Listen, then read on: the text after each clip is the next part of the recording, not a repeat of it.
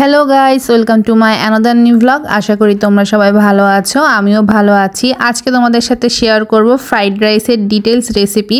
তো এখানে fried rice রান্না করার জন্য আমি নিয়েছিলাম চিনি গুঁড়ার চাল। তো প্রথমে চালটা আমি একটা বোলের মধ্যে ঢেলে নিয়ে এটাতে জল অ্যাড করে ভালো মতন এটাকে ধুয়ে নিয়েছি। আর আমি ফ্রাইড রাইস যখনই রান্না করি আগের দিন রাতে ভাতটা রান্না করে ফ্রিজিং করে রাখি যাতে চালটা অনেক ঝরঝরে হয়।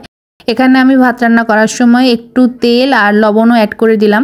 এই দেখো আমার ভাত একদম রেডি হয়ে গেছে। আমি বক্সে করে এগুলোকে প্রথমে ফ্যানের বাতাসে ঠান্ডা করে নিয়েছি, তারপর বক্সে করে এগুলোকে রেখে ফ্রিজিং করে রেখে দেবো আগের দিন রাতে।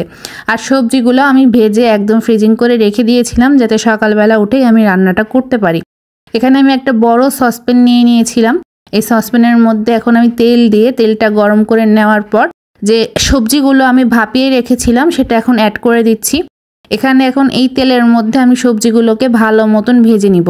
আমি এখানে নিয়েছিলাম গাজর কুচি, বরবটি, বাঁধাকপি, আর কিছুদিন পর পেঁয়াজ ফুলকা উঠবে, তখন ওটাও অ্যাড করা যাবে। এখন পেঁয়াজ ফুলকা বাজারে পাইনি। আর যেহেতু আমি এগ ফ্রাইড রাইস করব সেজন্য এখানে একটা কড়াইয়ে তেল গরম করে নিয়ে আমি 4টা ডিম দিয়ে দিয়েছিলাম। প্রথমে কিন্তু তেলটা ভালো মতন গরম হয়ে যাওয়ার পর ডিমগুলো তেলে ছেড়ে দিতে হবে। তারপর ভালো মতন এটাকে ঝুরি করে নিতে হবে, আর একটু লবণও অ্যাড করে দিতে হবে। তারপরে তো আমি এখন কি জানি বলে এগ ক্রামস নাকি সেটা বানিয়ে নিব আর কি। তো এখানে আমি ভালো মতন ঘেটে ঘুটে আর এই যে লবণটা অ্যাড করে দিয়ে আর একটু তেল দিয়ে ভালো মতন ভাজা ভাজা করে নিলাম ডিমের কুচিগুলো। আর যত বেশি ডিম দেওয়া যাবে ততই মজা আর কি। চিকেন ফ্রাইড রাইস করলে পরে এর মধ্যে আমি একটু চিকন করে রাখা চিকেনও অ্যাড করতাম, বাট যেহেতু চিকেনের অনেক আইটেম ছিল সেজন্য আর চিকেনটা অ্যাড করিনি আলাদা করে। তো এখানে আমার এই সবজিগুলো ভাজা কমপ্লিট, চিকেনও কমপ্লিট। আমি ভাতটা এখন সবজির মধ্যে দিয়ে দিয়েছি।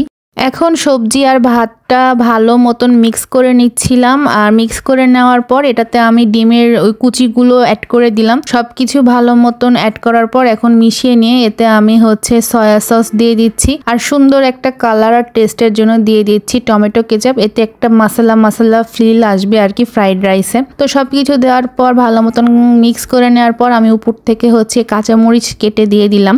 আর এতে কিন্তু টেস্টটা ভালো আসে। দেন আমি সব কিছু আবার ভালো মতন মিক্স করে নিচ্ছি। আর দেখেছো টমেটো সসটা অ্যাড করার জন্য একটা সুন্দর কালার আসছে।